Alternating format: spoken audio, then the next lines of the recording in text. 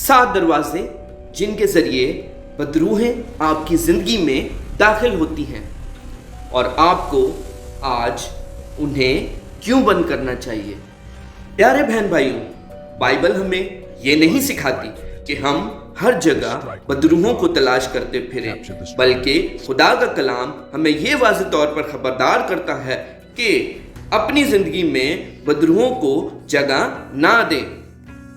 اور افسیوں 4:27 میں لکھا ہے، اور ابلیس کو موقع نہ دو۔ شیطان ہمیشہ کھلے دروازے کی تلاش کرتا ہے۔ اگر کوئی دروازہ کھلا ہو تو وہ اندر آنے کی کوشش کرتا ہے، لیکن آج ہم خدا کے کلام کے ذریعے 7 ایسے دروازوں کو پہچانیں گے جنہیں بند کرنا ضروری ہے۔ پہلا دروازہ، بغیر توبہ کے گناہ کا دروازہ۔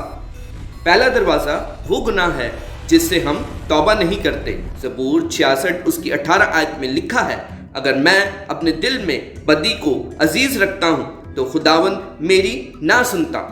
چھپا ہوا گناہ دشمن کے لیے دروازہ کھول دیتا ہے۔ دوسرا دروازہ، معاف نہ کرنے کا دروازہ۔ جب ہم دوسروں کو معاف نہیں کرتے تو ہم شیطان کو موقع دیتے ہیں۔ دوسرا کرنتھیوں 11 باب اس کی 2 سے 10 آیت میں پولس رسول یہ فرماتے ہیں، تاکہ شیطان ہم پر فائدہ نہ اٹھائے، کیونکہ ہم اس کی چالوں سے ناواقف نہیں ہیں۔ معاف کرنا اس دروازے کو بند کر دیتا ہے۔ تیسرا دروازہ، خوف اور جھوٹ پر یقین کرنے کا دروازہ۔ خدا نے ہمیں خوف کی روح نہیں دی۔ دوسرا تیموتھیوس 1:7 میں یوں لکھا ہے، کیونکہ خدا نے ہمیں خوف کی روح نہیں دی بلکہ قدرت اور محبت اور تربیت کی روح دی ہے۔ خوف ظلمت کو دعوت دیتا ہے، لیکن ایمان اس دروازے کو بند کر دیتا ہے۔ چوتھا دروازہ، جادو ٹونے اور غیبی علموں کا دروازہ۔